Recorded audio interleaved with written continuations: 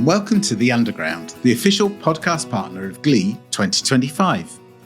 Garden centres are so much more now than they've ever been, with giftware, pet departments, furniture, food halls and cafes.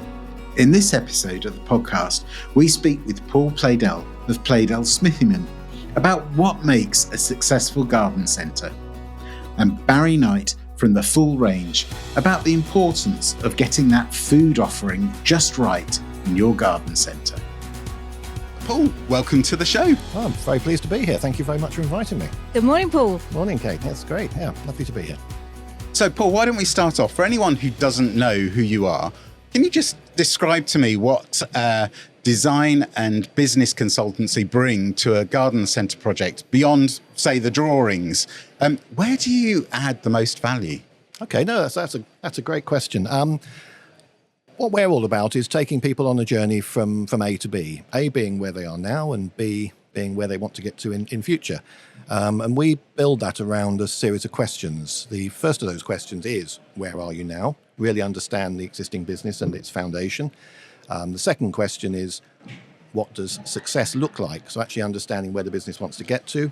And the third question that follows that is, how do we get there? Creating a sort of a roadmap to follow through. But also a little fourth question, which is quite important, is what might stop us doing that? So it's actually understanding what the hurdles and the barriers might be. So we're all about that process. And I think in terms of where we add value, drawing's just one of the things we happen to do. But where we add value is all about helping people to recognise and sort of activate the opportunities to grow their business, increase their profits, to get bigger and better, basically. We help them to get really, really meaningful planning approvals so they can do that. And then the third thing, I think, where we offer a lot of value is doing the things that people who run garden centres and similar businesses can't do, which is the creative and the technical. So we've got a clever bunch of people that sit behind me who I take credit for. No, I love them to bits. But they are actually delivering those technical services that our clients wouldn't be able to do. So those are probably the areas where we add best value, I would say. Okay, so just a small question here, Paul. What's the biggest shift you've seen in garden centre retail in 2025? I would say in 2025, we've got a little bit to go yet, haven't we? But it's probably been, I would use the word an awakening. Okay. I think what's happened is that a lot of operators have recognised that rather than selling a little bit of shortbread or whatever it might be, which is wonderful, by the way, that there is a lot more opportunity in the food sector, particularly if they work more towards a sort of food hall offer or a sort of farm shop style offer, delivering really great results, delivering good profits, and softening out or rather flattening their curve. Not flattening, but sort of lifting out, keeping the curve even during the year. Right. I don't think you can flatten a curve, can you? So is that like evening out those peaks and troughs? Evening out the peaks and troughs. That's what I was trying to say, and you did it much more eloquently than I did, Phil, so thank you. Can I just follow on from that? Isn't that what they're doing anyway? Isn't that just a bit of a no-brainer, that food is the way to go? Or are you finding that people still haven't quite got there yet? I think there's probably 2 points there. I say that and think of a third, but we've got a wonderful industry full of some really fantastic people who are driving their businesses really hard. They are multifaceted businesses, and they're not always all over all those aspects. Mm-hmm. And so what we come in with is a fresh pair of eyes, and we help them to identify opportunities where there's headroom to grow and those sorts of things. So I think it's about that mostly, I would say, that ability for us to come in and identify opportunities for growth. Yeah. Okay. So when you're talking to a garden centre owner, how do you sort of help them decide between extending their space and sort of making their space work that much harder? I think there's a very simple answer to that, is we would never advocate them enlarging their space until we'd made sure they were making the very best use of the space they've got. Okay. My little sort of trite phrase for that is, make it better before you make it bigger. Okay. Because otherwise what you end up with is a bigger garden centre that's still underperforming. Right. And that wouldn't be sensible in business terms or financial terms in terms of capital invested or return on investment. So, definitely sweat what you've got. Yep. And that comes back to my earlier question about, what does success look like and all those things. But before that, the question of where are you now? Right. Understand the foundations you're working from. Understand every department in your business, understand whether it's performing to its full potential. And this is where we bring an external view that a lot of garden centres don't have. They might be using HTA or GCA, barometers of trade and data, which is wonderful stuff and really great. The industry always shares so well. But what we are able to do is benchmark them against specific businesses that are comparable to them to really find out that they've got a 25% opportunity to grow their houseplant sales because they're underperforming. And we can analyse why that is and help them to deliver that. So is that in line with, say, the GCA as well, so Garden Centre Association, because they do benchmarking as well, don't they? Yes, they do, and they have a barometer of trade, which is fiercely guarded by the members, as you're probably aware. What we do is we have our own data from all the businesses we work with, and we're able to use that to assess a business and really understand where they are doing well and where they have an opportunity, which is the phrase I was going to use a minute ago, it's a thing I call EBI. They could be even better if. So most of the businesses are doing a great job out there. We go in and help them to be even better. To add value, to go further than they are already. So definitely sweat what you've got before you build more. Certainly the way to go. Yep, absolutely. So I'm going to ask a question, which is a very Phil question, because I have to apologise, Phil. I'm not quite sure what ROI mean. Return on investment. There we go. Okay. So talk us through your return on investment model, Paul, for major projects. How do you prove a compelling business case? I think I'd probably start there by saying I don't think our job is to prove a compelling business case. I think that sounds a little bit Alan Sugar, The Apprentice. Right, we're going to pitch to these people and we're going to sell them something they don't want. Right. That's not us at all. What we do is we listen very carefully, and we talk to people and listen very carefully to where they are, and we understand, back to my questions again, which is so important, what does success look like? And if success is getting out of this business in 2 years, we certainly wouldn't be advising them to build a big extension and everything else. We'd start by saying, can we give them some more meaningful planning approvals that enhance the equity value, that help the sale value? Right. If it's a leasehold site, we'd encourage them to probably invest low and early, so you get maximum opportunity to pay it back because it's not on your balance sheet in the long term. And also you don't want to overspend on a site that's actually not yours. Right. Other people will be looking at, if it's a family business, you often get multiple generations who have got mouths that need feeding. There's a lot of money is needed in these sort of multi-generational businesses. And quite often we start by looking at how much money is required from a business, and then we build a case back from that as to what we need to do to the business to deliver that. So that's very much a profit and loss focused business, and therefore we'd look at really good, strong, immediate returns.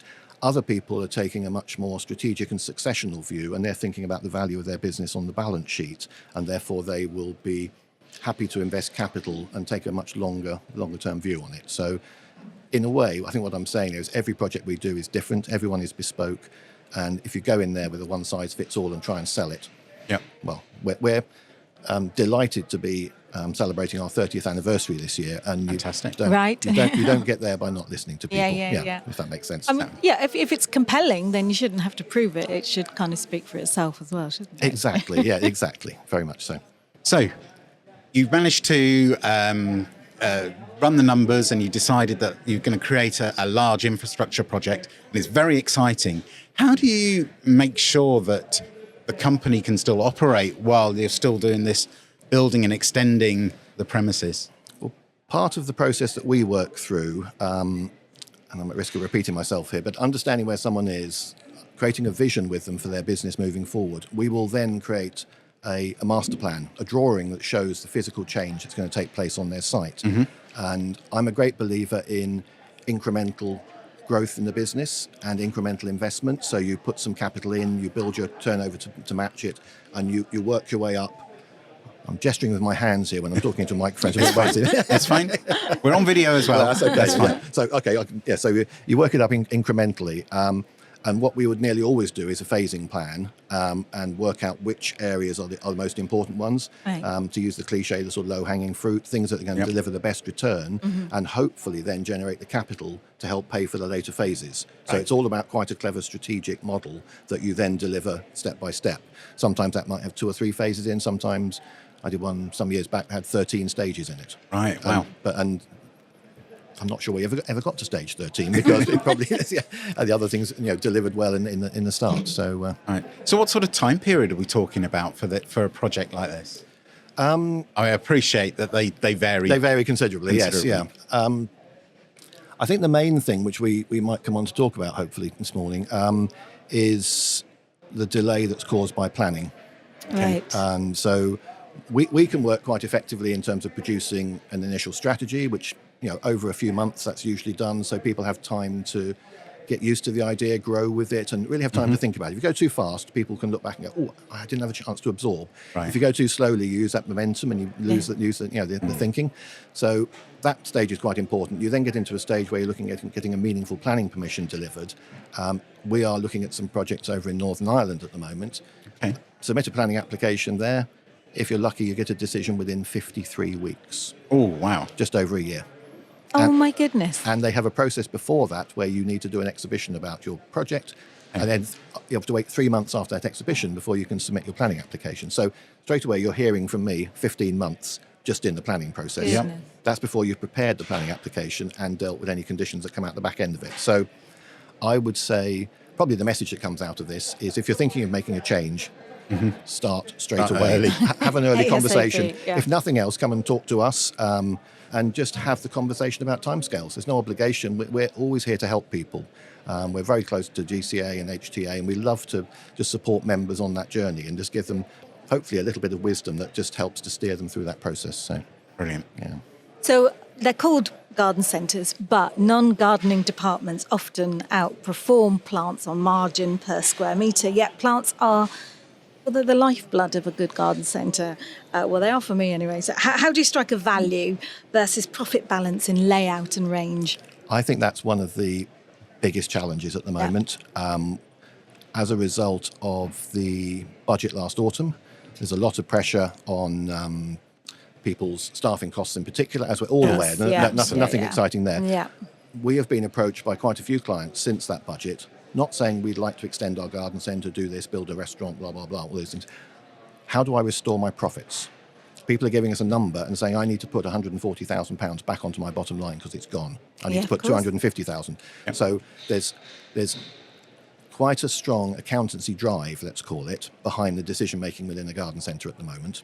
And that conflicts with the idea of being true and passionate about plants, which we all are.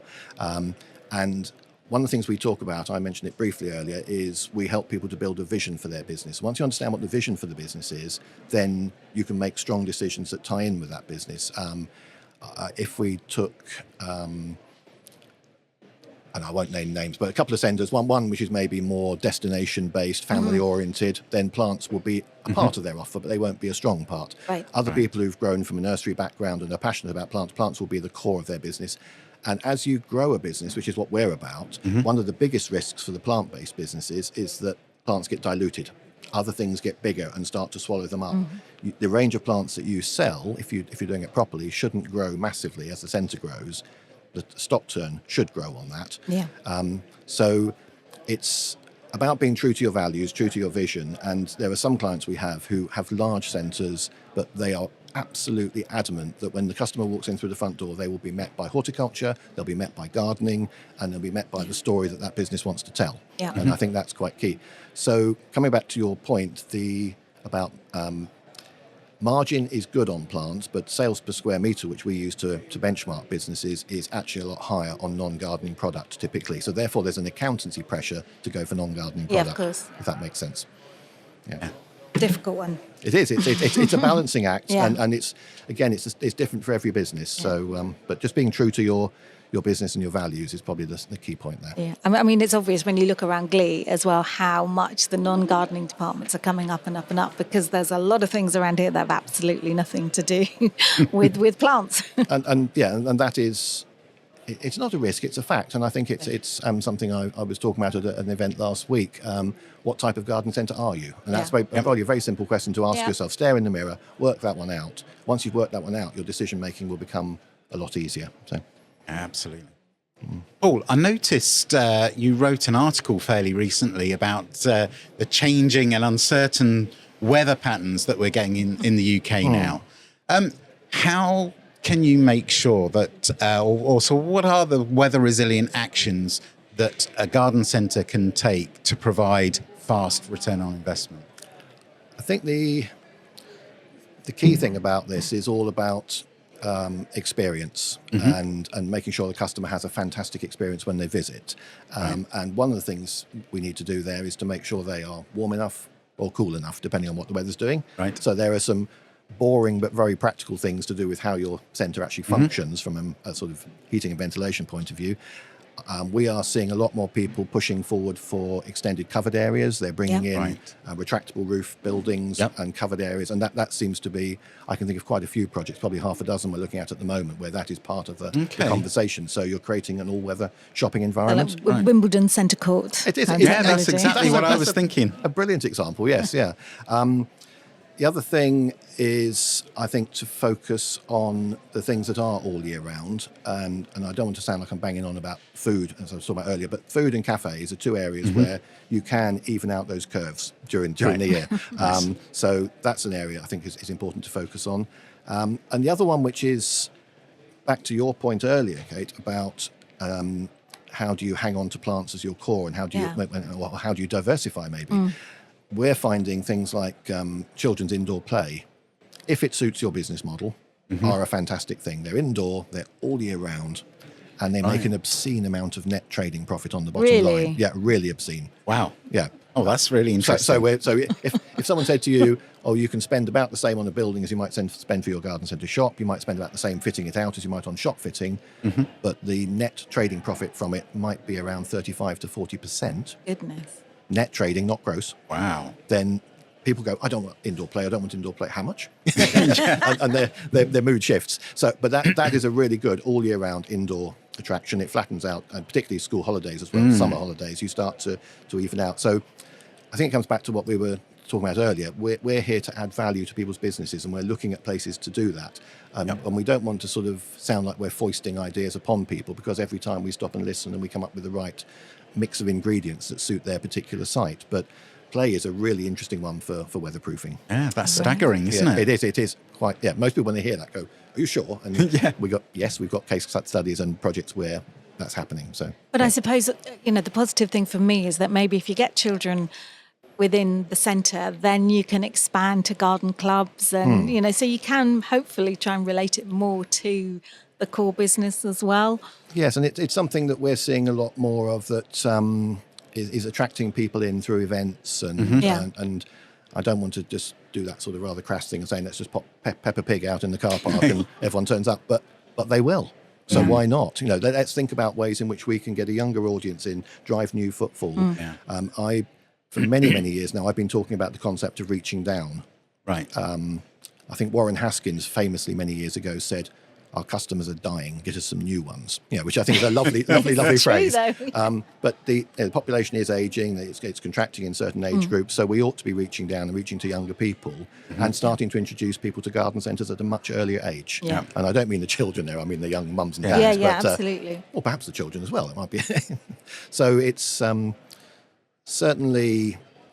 let's go for a younger audience is what I'm looking for. Yeah. Well, that's really interesting. I mean, you're almost talking about community building, aren't you? Yeah, very much so. Yeah. I'm talking here at the show on Thursday, and one of the things I'm talking about is how to make yourself an attraction, a place that people want to come. And there's a lovely phrase that Knight's Garden Centres had many, many years ago on their website. It wasn't a set of furniture saying it was £299 or something. It was a driftwood sign, and on it just said, friends meet here. And I thought that was beautiful, because you realise that you're coming to a garden centre that cares about people. Yeah. And the focus going forward, this is going to sound a very strange thing to say, sitting in a trade show with great big halls full of products, but the focus is going to be about people, not about products. Let's get the people in. Let's make sure the people are happy. Let's create joy and delight, maybe laughter. Then the shopping will follow, and that's the way around. I think we need to be moving. So it's creating a lifestyle, isn't it? It is, yes, and it's creating somewhere that people want to come back to, that they want to talk about with their friends. They want to be proud of the fact they shop there.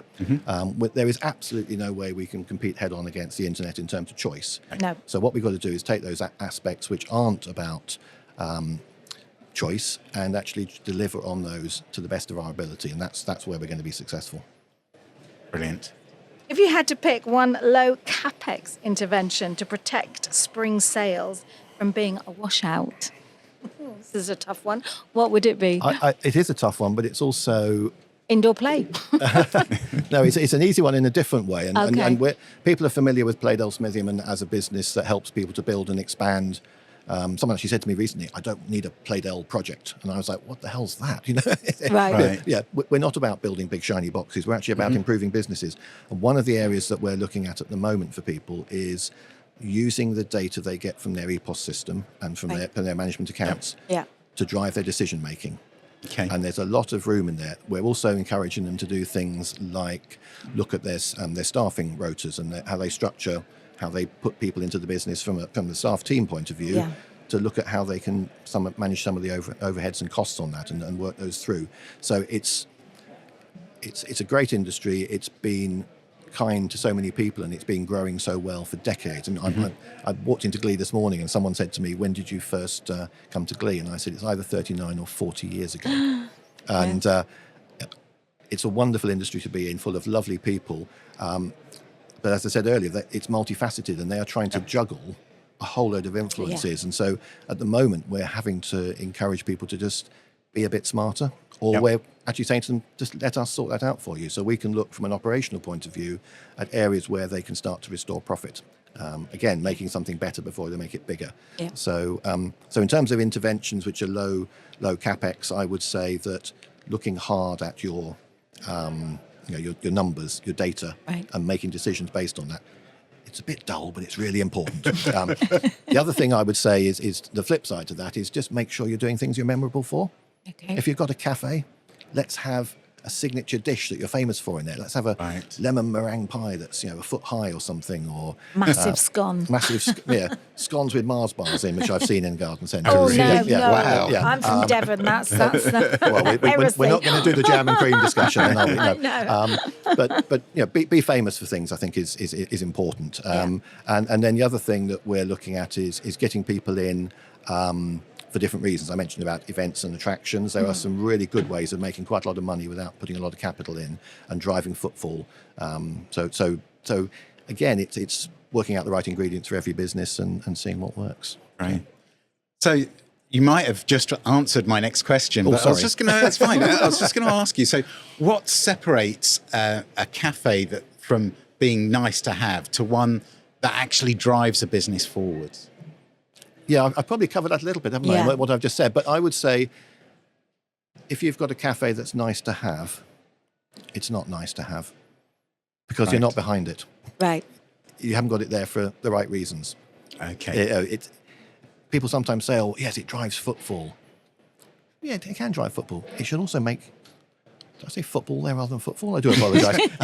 It should also make money for you. It needs to be a profit centre.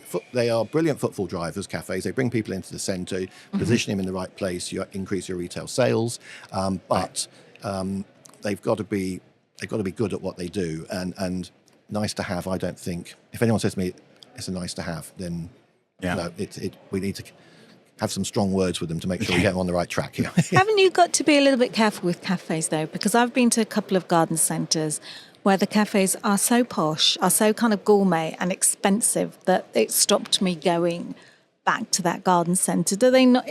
Can you not be at risk of just maybe pushing it too far?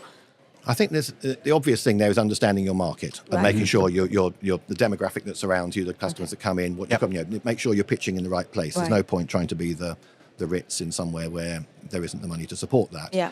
So understanding is very key. We did a project a while back for Manchester City Council, which was for putting commercial facilities into a park in South Manchester. Sorry, slightly away from garden centres here. No. But we had some amazing data from a company called Huck that showed us the footfall coming into the park. And this is good for garden centres as well. When they were arriving, how long they stayed, how long they visited. We then mapped that against postcodes, and they weren't coming from the surrounding area, which everyone perceived.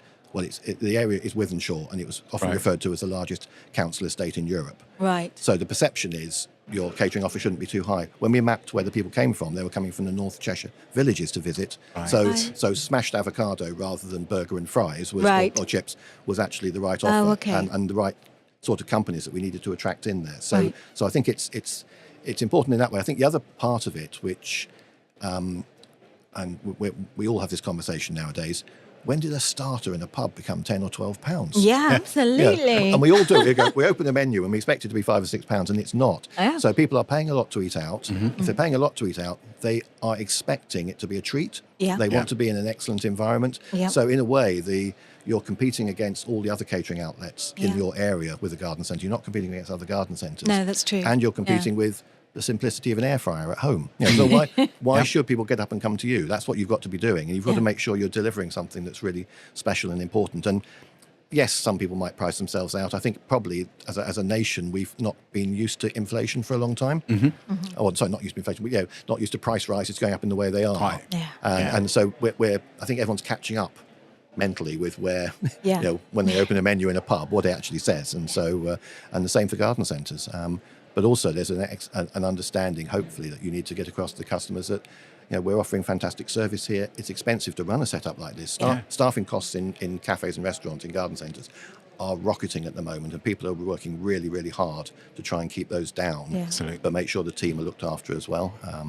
There's some wonderful things on the HTA WhatsApp groups. If people aren't on those, they should subscribe to them, because people on there the other day were talking about benefits you give to your staff in the cafes. Okay. Do they get free meals? Do they get discount? What if their family come in? And it was lovely because they were looking at how to support, reward, and retain fantastic people. And that's what our industry is all about. That's good to hear. Yeah, that's good to hear that's happening. So if a garden centre hasn't got the funds or the backing to start a big infrastructure project, can you give me like 3 things that would usually deliver the biggest uplift? Yes, definitely.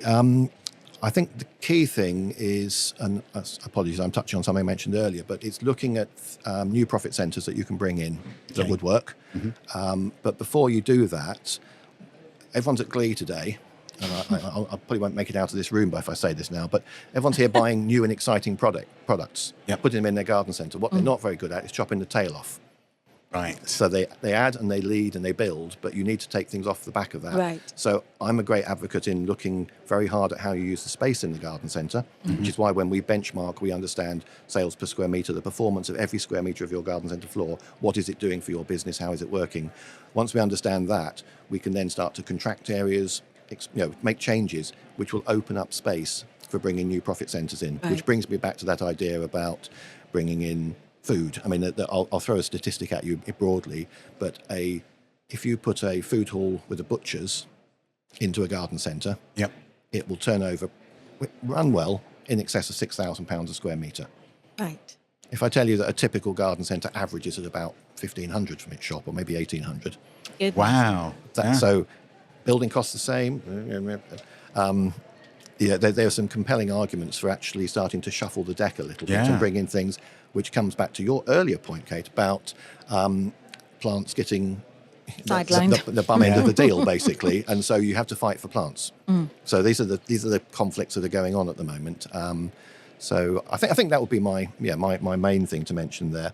Looking at range, looking at high performing departments, and just being a little bit more brutal about how you make decisions on what you stock. Yes, that box of feed that's at the back that's covered in dust, maybe, Yeah, exactly that, yes. And the dust test, run a finger over the top, is actually a really good one to see things that haven't been there long enough. And we've recently done it actually with with food for someone. We've looked at their food ranges, and we've recognised that in the old Pareto principle, 80% of the, or 20% of the products delivering 80% of the outcome. Right. Let's get rid of some of that, the time wasters, and you can start to then bring in fresh and new things, which increases the appeal for customers. So it's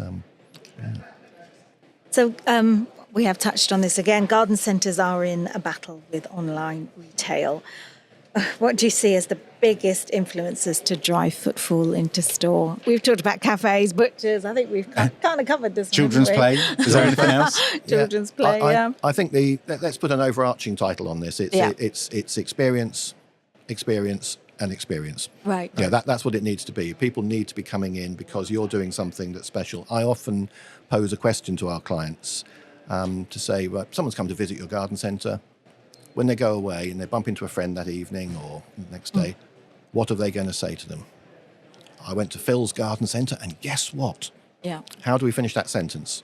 And if you can't finish that sentence, you're not doing something compelling and exciting that's an experience for your customers. Yeah. So build yourself some good answers to that question and then tell people about them. You get out there and actually voice that through socials, through whatever marketing and promotional medias you use, but let people know why it's a fantastic place to be.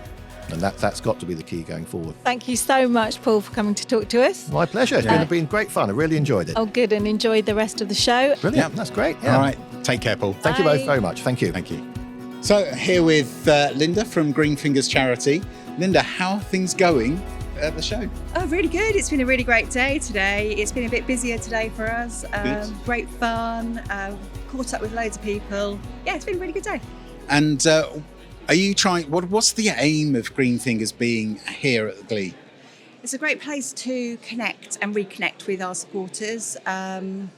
It's a bit of an interesting one. We're not selling anything, but it's just a real brand awareness exercise and just really catching up with friends, old friends, and meeting new people and just building the Green Fingers brand.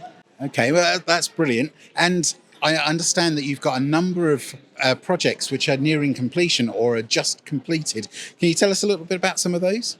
Yeah, so we've got 4 new gardens that we're opening over the next few weeks. We've got a really brilliant and a very exciting project at Chestnut Tree Hospice, which is a kitchen garden.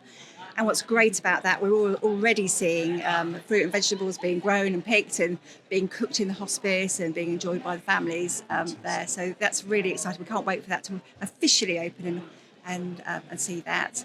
And then we've got a great project that's been a long time in the making. It was a bit of a COVID challenge, so it's really great to see the Gathering Heart Garden at Hope House come to life, and we know that children are already enjoying that garden, and so it would be really nice to sort of sign that one off and let the hospice enjoy it and let the children enjoy it. Yeah. Fantastic. And I understand that next year there's a big challenge going on by some people who are raising funds for Green Fingers. Can you tell us a little bit about that as well? Yeah, so we've got 18 people, mostly from the gardening industry, do trekking Kilimanjaro. It's going to be an amazing challenge. We're hoping they're going to raise enough money to fund an entire Green Fingers garden, which will be amazing. There are still places available, so if anybody wants to do it, it's not too late to sign up. I think I'd need to lose a few pounds before I did that. Same here, but no, it's going to be a real, for Green Fingers, it's a completely different proposition, and I think it's going to be a really exciting one for the industry. And seeing all those walkers come together to train together and to experience a once-in-a-lifetime challenge, I think they're going to make memories that will last an absolute lifetime. Great. Well, thanks very much for chatting to us, Linda, and wish you the best for the rest of the show. Right, thanks, Phil. It's always great to chat to you, and looking forward to seeing you at a garden opening sometime soon. Exactly. All right. Thank you. Thanks a lot. I'm absolutely delighted to welcome onto the show Barry Knight from The Full Range. Hi, welcome, Barry. Hi, Phil. Great to be here. Thanks for having me along. Hi, Barry. Good to meet you. Yeah, you too. Thank you. So, Barry, maybe we could start by you just telling, for anybody who's unfamiliar with The Full Range, can you just give us a quick intro into the kind of work that you do with garden centres? Sure. Yeah, I mean, we work with various different sectors, but in garden centre world, we work with around 55 independent garden centres. Right. We help support with their costs, specifically in the food areas. So, kitchen GP, we would help support our clients to achieve their margins there. So we would recommend which suppliers to use, which products to use. We would sort of offer a free benchmarking service to any potential customer, and we would just show them what potential savings they could have by tapping into our buying power UK-wide. So we would tend to buy more than any independent operator would ever be able to buy, so they can tap into our buying power. Right. So you work with a broad range of clients, not just garden centres, but what makes the garden sector so interesting for a food and hospitality perspective? Yeah, I think there are a few things. I think if you go back, not so long ago, maybe 1990s, garden centres were very much plants and very sort of light touch, sort of gardening, items. And if you fast forward to now, into 2020s and where we are now, you've got bustling food halls, you've got brand partnerships, you've got all year round destinations. So, I don't think there's any other sector that we're involved in that has pivoted their businesses so much to focus on food. Yep. So for us, that's really exciting, obviously. But what that brings with it is a lot of potentially, owners who have had real knowledge in the retail space and in gardening, but not that same specialism in food and beverage. So we've found that we can add a lot more value to, garden centres specifically, just with the knowledge that we have in other areas. It's not just procurement that we would help with, but we would help with, information on allergies, food safety, wastage, all of the other elements as well, just to make that really, really work. I think, if you look at where we are now, there's various stats that show that, it's around 20%, or roughly 1 in 5 visitors to a garden centre now uses the food outlets. So when you consider where we were to where we are now, it is such a key part to the business. But here at Glee, we probably food maybe represents, I'm guessing, less than 1% of the average. That is interesting, isn't it? Yeah.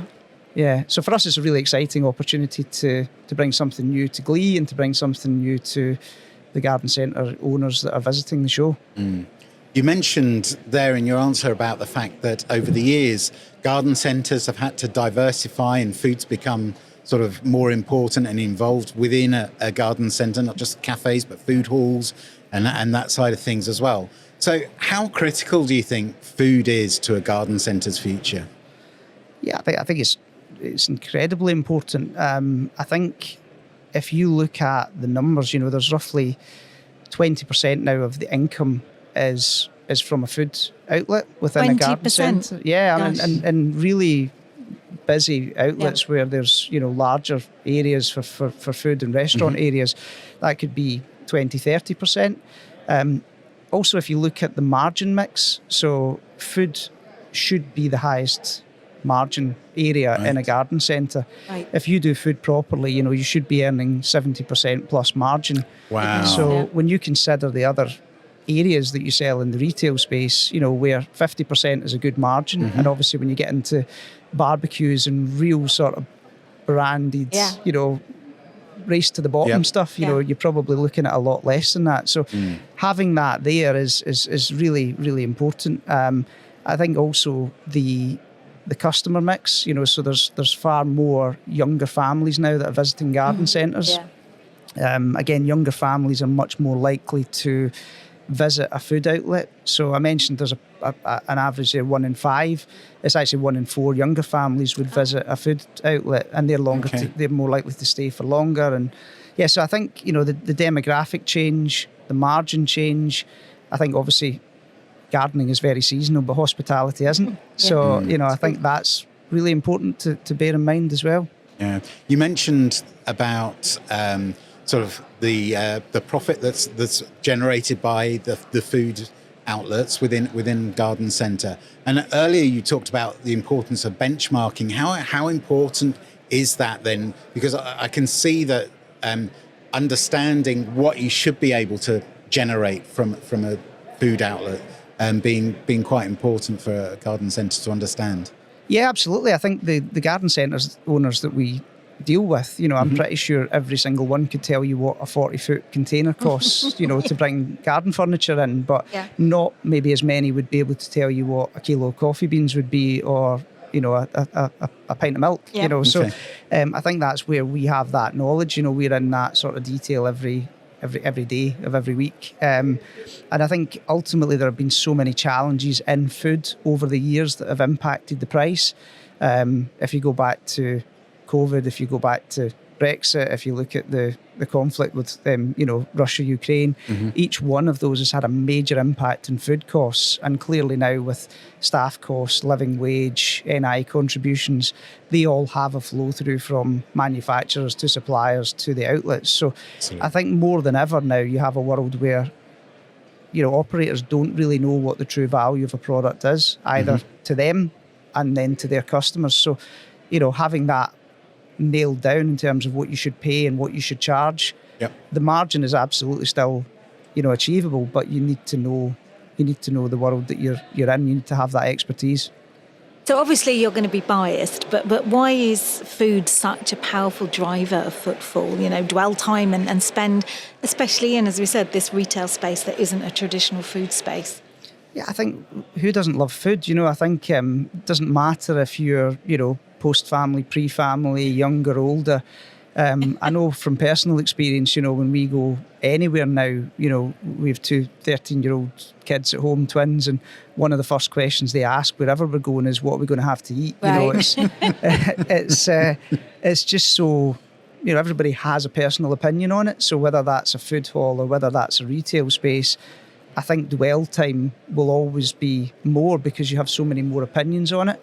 I think maybe in a garden centre setting, you maybe have kids that feel like they're getting taken along there if they go to the shops or they go to something else. But when they see food, they have a passion for it, something they understand at any age. So, I think that's really important. And I think, the really successful operators now combine both. They combine their retail space with their food hall. So, so many places now, if you see something if you have a meal that you really enjoy or you have a coffee you really enjoy, you can go next door and buy, one of the ingredients on the coffee beans from the retail space. So you're really making those spaces work together as well, which, is bringing loyalty, it's bringing more dwell time. People that spend longer in the garden centre are more likely to spend in the garden centre, That was going to be my point, because I'm a plants person. So for me, it's so important to get people into the garden centre, but not just to sit in the cafe and then go straight home again. Yeah. It's so important to kind of have that journey. So the cafe isn't the first thing there. They've got to walk through the garden centre. So for me, it's about trying to make it an integral part of the garden centre rather than as a separate part. That's what's important for me anyway. Yeah, and I think if you talk to garden centre owners now, they would all recognise that they have a good percentage of the customers that come to them who aren't gardeners. Yeah. And I'm not sure there are so many other businesses that would have people who aren't interested in the core function of that business that would still visit. Yep. So, I think for me that also goes back to the question about why food is so important, because you can bring a different audience there, and you can then potentially get them interested in your core function, which they maybe wasn't their full intention for the visit. So that's a win-win. Should be. Yeah.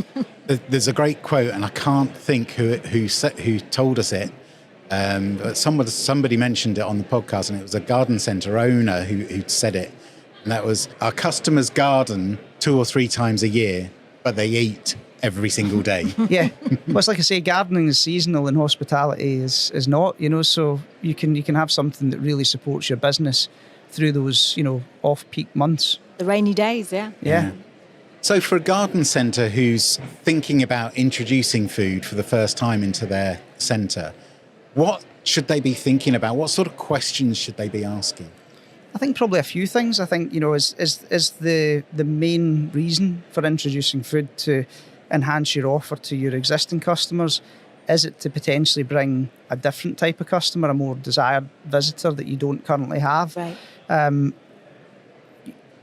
What would then be required to make that work for the current audience or the new audience? Is it quality? Is it convenience? Is it an element of both? Then what type of service works best for that? That setting. Is it table service? Is it a savoury counter? Yeah. Is it a mix of both? We see garden centres now that you can go to the right and you can have table service. You can go to the left and you can have a savoury counter. Yeah. Mm-hmm. So there's been a real mix of change. Whereas before, I think garden centres were very much traditionally a servery where you started and worked left to right, got to the till point, and now you can have a seat and get more of a restaurant experience. So what's right for you in that sense, what will work best for the customer base and for the people that you can employ in that particular area. Then I think it's really important to engage with potential partners and suppliers. If you don't have that knowledge, just ask those questions. I think that's so important in any area. There's people out there who have the knowledge that you don't.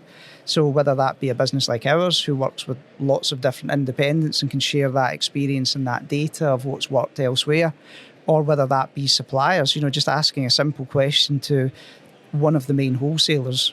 What do you sell most of to garden centres? What is your top 100? Right. What then fits back into that demographic that I mentioned, what works best within the service that we've decided would be best for our business setting, and then, probably personal opinion, this one, but serve a good cup of coffee as well. I think I mentioned earlier the margin that you can make on food.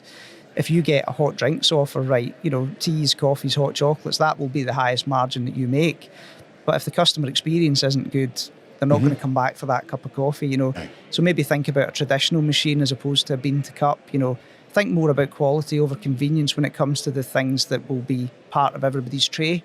Yeah. But again, that's personal opinion. I know there's a lot of operators that have gone down more of a convenience route to just push a button and keep flowing, yeah. So how important is it for you? I mean, you call yourself the full range. So to match the food offer to the kind of customer base that is there, there isn't one size fits all. You've talked about the push button machines as opposed to the barista. But so how do you go about doing this? Is that something you offer? Yeah, I think, there's a real opportunity with food where it doesn't have to be so exclusive to one demographic. You can make it really inclusive. And you don't have to put a lot of complexity behind things. You don't have to put a lot more people in. You can have a real mix of products that will bring that extra audience. So I think it's really, really important to cater to your core audience, of course, with anything that you do. But, by introducing maybe a really good kids menu, you might bring that younger audience in. Mm-hmm. That younger audience is more likely to spend money in the food hall. So think about a kids menu, think about smoothies, and as I say, think about things like a cup of coffee and different things like that. Just what's going to bring people back and really bring people into that area. So yeah, I think there's an opportunity to focus on your core, but also use food as a way to extend that into new areas as well. So are there any examples where being able to introduce food or match that food to the customers where it has really transformed a site? Is there one thing or are there multiple things? Yeah, I think we have seen, we've seen a mix of customers who have introduced food. We've seen a mix of customers who have introduced new ideas, which has just elevated that offer. As I say, I think it's, with the space that most garden centres have now for a food offering, it is quite a large space. So, you have a real ability to offer a good choice of products. I think we've seen lots of examples. For me, the real key thing is it all comes back to customer experience and feeling, a sense of value, I think, so if people feel like they get value, now that could be a really high price point and a really high quality, that's value, or it could be some middle ground where people feel like the price is fair and the food was good, But I think there's been a lot of examples of people who, over the years, have just developed the range that they have or the product, that they have to expand. And you're seeing that in the numbers. That all plays into how much more food, contributes to revenue. That wouldn't happen if people weren't making those changes and making that, experience better for the customer. What separates a garden centre cafe that just does okay to one that becomes a genuine destination? Yeah, I think, customer experience. I think to get that customer experience right, it's attention to detail. I think, rather than focus, if you take the example of a family, I think you need to cater for that family. So I've mentioned there, a kids option. Mm-hmm.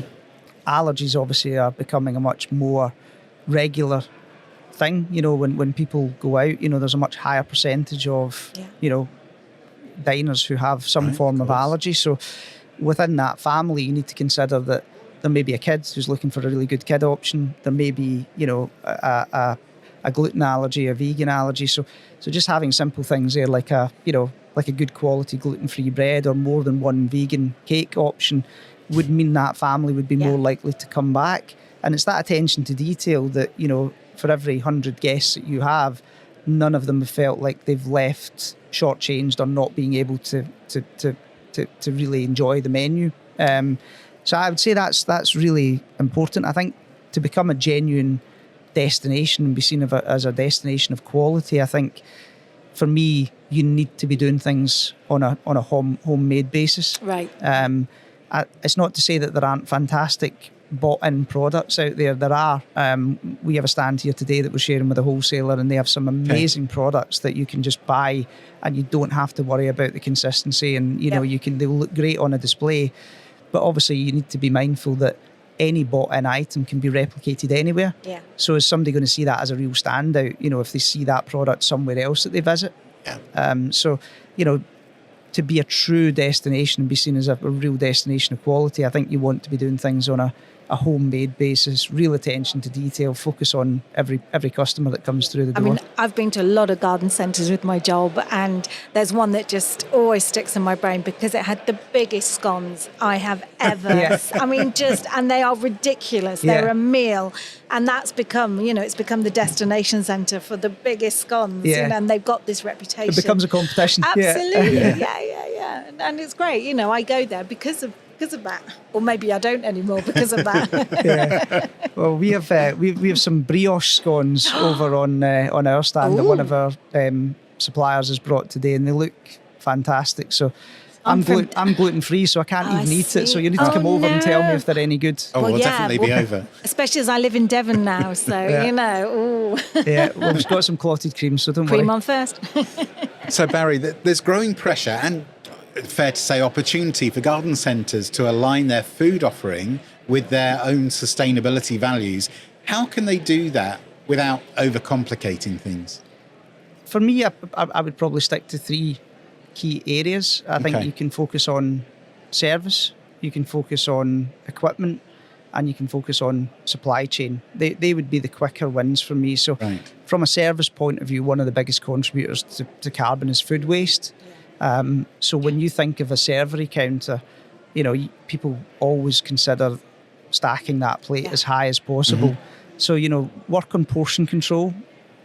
You know, try to make sure that you're not seeing a lot of food go back into the kitchen, because that's not good for anybody. You know, costs, environment, you know, customers, you know, don't want to see other plates going back full because they don't know how big that plate was. They just perceive that somebody hasn't eaten something. So, you know, for everyone, that would be, you know, from a service point of view, really sort of focus on that. Look at removing plastic where you can. So, you know, a lot of operators are now looking at things like the sauce pumps and different things like that. Let's take away those little bits of plastic that you can have, that aren't great.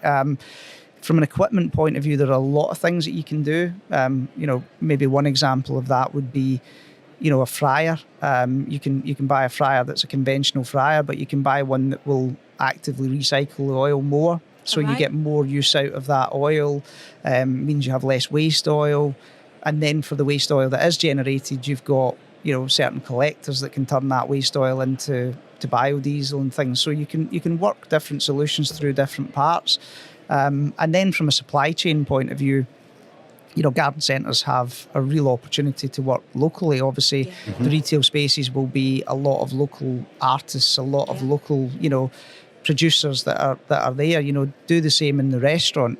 You can find a real good local fruit and veg supplier that will work with a lot of local suppliers. They'll have local produce, but they'll also probably have, you know, other local manufacturers that they have that are non-fruit and veg. So you can buy from multiple local suppliers from one source, so you only have one vehicle going there. And is that something that you would help with, you know, or advise on? Yeah, absolutely. We as a business work very locally, so rather than have one national fruit and veg supplier, which would probably be the easiest way for us to manage one price file, but actually it goes against what most people want to do. So we work very regionally on produce, meat, dairy, which is what our customers want. You know, so yeah, we can definitely help with local supply chain. Garden centres also have a really unique opportunity to, you know, outside of those true local products, to be able to consolidate the remainder of their basket for what they need. It's difficult when it comes to hotels and restaurants because they have people who come and book late. They have guests that walk into the restaurant at 8, 9 p.m. They don't really know what's coming, so they then end up having to order later from multiple suppliers, a lot more convenience. Whereas a garden centre generally knows what their volume is by 4 p.m. each day. They've had their busy breakfast, their busy lunch. It's before the cut-off time with most of the suppliers, so they've got a real opportunity to to maybe have a sort of two-pronged attack on it. One local supplier who can consolidate some local products, and one, potentially one national supplier, which reduces the number of vehicles that are coming to you. So by consolidating, you also get the benefit of having a better price, because obviously these suppliers will price on volumes. That's our world. So we can help on all of that. That's really interesting. I'd never even thought about that. No, not at all. So we've talked about sustainability, but are there any other big trends that are shaping the future of food in garden centres? There's definitely new. I think there's definitely more health focus. Right. I think people are much more aware of what they're eating. They know what sort of good calories and bad calories. Right. I think obviously allergies, which we've spoken about. There are a lot more of them. There are people who are now choosing to not eat specific food types as a choice, not as an allergy. So it's not even just allergies now. People have a vegan, balanced lifestyle, pescatarian. They've seen the health benefits. They feel better, so they've actively made choices to cut things out. So I think you see a lot of that. I would say there's always going to be a home for comfort food, and I think you're probably always going to sell a lot of steak Cakes. pie, a lot of lasagna, a lot of chips. That's always going to be there. So Big scones. Big scones. But I think those things, in terms of salads and quick convenience, that are healthy options, I think will always be there. As I say, great kids menus. A lot of places just it's chicken nuggets or chicken nuggets. So you have a bit of choice to that. You're always going to have the cake market, and that's always going to be there. So That's me. pile those strawberry tarts nice and high, and and make everything look as attractive as you can, definitely. And that's what garden centres are great at. I don't think I've walked into too many garden centres and not wanted to have a cake. So that's always going to be there. But as I say, I think allergies and health are probably two of the main areas now that are the developing areas. So would you say there's like a real opportunity here for independent garden centres to outpace some of the chain garden centres by being a bit more agile and imaginative? I don't think there's any doubt about that at all. I think, national chains will always make decisions at head office, and obviously they will have, regional managers who will have a say on that. But ultimately those decisions will be made from head office. They'll be made based on the greater good of that chain. They won't necessarily be with that local consumers, real sort of passions at the heart of it. So, and they can sometimes be made more over cost than quality. So, I think having an independent local garden centre that really understands the customer, you should always win in that situation. You might not always win on a price point because, that buying power exists with the big chains. But as I say, it's all about customer experience. So if you have a customer experience, attention to detail, the things that I'd highlighted as being probably the most important, you should always win in those two key areas. And that should be what the customer feels they get real value on. Yeah. No, I like that. Listen, Barry, what a great way to end. Yep. Thank you so much for coming to speak to us today. It's been really fascinating to find out a bit more about the full range, what you do for garden centres. It's something that we don't really know that much about. And Kate's more... Apart from eating the cake. Exactly. So it's been really good. So thank you so much. Yeah, thank you very much for having me along. Thank you. Thanks, Barry. Please do subscribe, like and review us on your podcast platform of choice. It only takes a moment, and it helps us to make this podcast possible. If you found the episode useful, do spread the word and share it with your colleagues. Signing up to our mailing list at theunderground.fm will mean that you'll receive insights and news all about new episodes straight to your inbox. The Underground podcast is produced by Wright O'Bara, a creative marketing agency for home and garden brands. The production at Glee doesn't happen without a team of people behind it. So my thanks goes to Matt Meehan and Katerina Albanese from the Glee team for their help and assistance. Technical production was by Paul Withers and their production assistant was Josh Wright. On-site videography was by Ben Holmes, and graphic design and marketing support was by Claire Appleby. The podcast booth was constructed with the support of Toby Noyce of Extreme Graphics. And of course, my thanks goes to my brilliant co-host, Kate Turner, the Gardener Guru. Thanks for listening.